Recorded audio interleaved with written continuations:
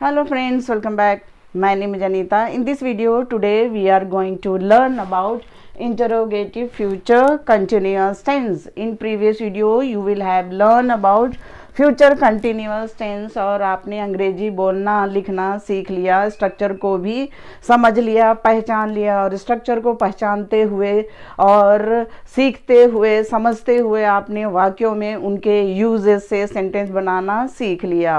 और इस तरह से सीखी हुई बातों को याद रखना आपके लिए फ़ायदेमंद हो सकता है, और अगर याद नहीं है तो कोई फ़ायदा नहीं है सीखने का। अलग से टाइम दे के आपको अभ्यास करने की ज़रूरत पड़ेगी, लेकिन मेरे वीडियो को देखने के बाद अलग से टाइम भी नहीं देना होगा और अभ्यास करने की ज़रूरत नहीं होगा, क्योंकि सीखी हुई बातों से ही मैं नया टॉपिक पढ़ाती हूँ और कोई भी टीचर हो पूर्व ज्ञान से ही नया ज्ञान देता है और टीचर की यही पहचान होती है, क्योंकि सीखी हुई बातों को रिमाइंड करते हुए नया जो भी टॉपिक है उसे जानने और समझने में बहुत आसान होता है। तो आइए मैं आपको सीखी हुई बातों से आज का टॉपिक की शुरुआत करती हूँ। किस तरह से इंटरोगेटिव फ्यूचर कंटिन्यूअस टेंस में सवाल किसी से भी पूछेंगे, और मैं आपको स्ट्रक्चर नहीं बताऊंगी, स्ट्रक्चर से नहीं समझाऊंगी, सिर्फ रूल से समझाऊंगी। और इंग्लिश ग्रामर में कुछ रूल पॉइंट होते हैं, उसे याद तो करना ही पड़ता है और उसे फॉलो करना ही पड़ता है, तभी हम इंग्लिश में परफेक्ट हो सकते हैं। और जब मैं रूल को समझाऊंगी वो भी बहुत आसान तरीके से, तो आप ज़िंदगी भर नहीं भूलोगे, आपको रटने की भी ज़रूरत नहीं होगी। बहुत लोग स्ट्रक्चर को रट लेते हैं और बिल्कुल कंफ्यूज हो जाते हैं। तो नियम या जो भी रूल है उसे फॉलो करते हुए आपको मैं यहाँ परफेक्ट रूप से समझाऊंगी और क्वेश्चन पूछने के तरीके भी बताऊंगी। इसलिए मेरा वीडियो लगातार अंत तक देखिए, समझिए और सब्सक्राइब करना तो बिल्कुल ना भूलें। तो आइए शुरुआत करते हैं। सीखी हुई बातों को फिर से याद करते हुए आपने बोलना सीखा। फ्यूचर कंटिन्यूअस टेंस में he will be watching TV, वह टीवी देख रहा होगा। We shall be singing song, हम गाना गा रहे होंगे। इस तरह से फ्यूचर के लिए हमने सब्जेक्ट के बाद will be shall B use किया। उसके बाद बेस फॉर्म का वर्ब के साथ आईएनजी जोड़ दिया जाता है और इस तरह से फ्यूचर कंटिन्यूअस टेंस का सेंटेंस बन जाता है। अगर आपसे इसी सेंटेंस से पूछा जाएगा, कहा जाएगा कि आपको क्वेश्चन बनाना है या इंटरोगेटिव में कन्वर्ट करना है, तो कैसे करेंगे? आपके सामने मैंने दो क्वेश्चन दिए हैं और आपको चूज़ करना है कि दोनों में से कौन सा सही तरीके से सवाल पूछा गया है या क्वेश्चन पूछा गया है। पहला question, will be he watching, then question mark. दूसरा है, विल ही बी वॉचिंग, क्या वह देख रहा होगा?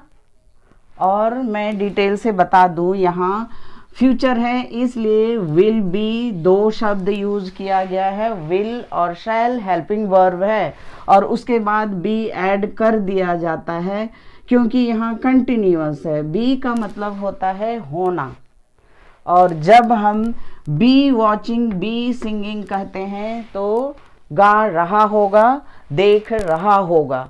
विल के साथ हमने जोड़ दिया be, shall be singing, will be watching. इसे हम यहाँ देखेंगे, समझेंगे। रूल से आपको बताऊंगी कि दोनों क्वेश्चन में कौन सा तरीका सही है और कौन सा तरीका गलत पूछा गया है। पहला वाला बिल्कुल गलत है, सवाल पूछने का तरीका नहीं है, और दूसरा क्वेश्चन सही तरीके से पूछा गया है। अब गलत क्यों है और करेक्ट क्यों है, इसको मैं रूल से ही समझाऊंगी। रूल से समझाऊंगी तो आपका कंसेप्ट क्लियर हो जाएगा 100%।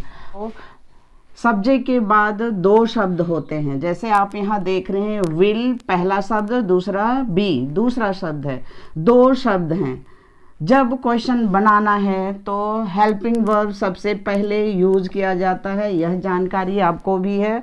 और जब दो शब्द हैं तो पहला शब्द के बाद हेल्पिंग वर्ब यूज नहीं किया जाता है, सब्जेक्ट यूज किया जाता है। जैसे ये विल हेल्पिंग वर्ब है, ही सब्जेक्ट है, बिल्कुल क्लियर है। उसके बाद सब्जेक्ट के बाद दूसरा वाला शब्द बी है, उसे यूज किया जाता है और वर्ब का फर्स्ट फॉर्म आईएनजी के साथ लिख दिया जाता है, यानी वॉचिंग के पहले बी यूज किया जाता है। लेकिन यहाँ गलत क्यों है?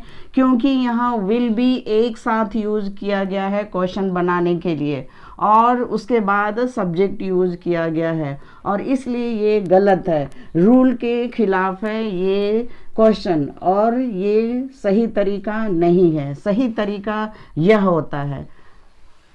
और अब मैं क्वेश्चन पूछने का दो तरीका आपको समझाती हूँ और रूल भी बताती हूँ। क्वेश्चन पूछने का तरीका दो होते हैं, दो तरीके से आप क्वेश्चन पूछ सकते हैं। पहला है हेल्पिंग वर्ब और दूसरा है WH क्वेश्चन।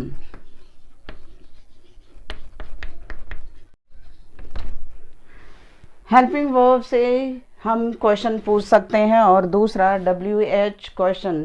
ये क्वेश्चन वर्ड है। There are 7 question words, who, why, what, where, when, how, इस तरह से 7 क्वेश्चन वर्ड होते हैं। अब सबसे पहले मैं आपको पहला तरीका बताती हूँ हेल्पिंग वर्ब से हम क्वेश्चन कैसे पूछेंगे। जैसे यहाँ दिया हुआ है will he be watching.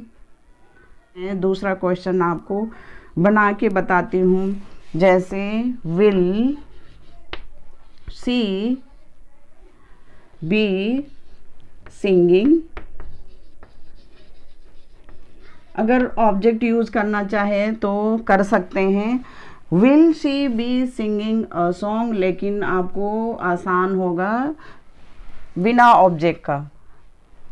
Next है शैल वी बी डूइंग।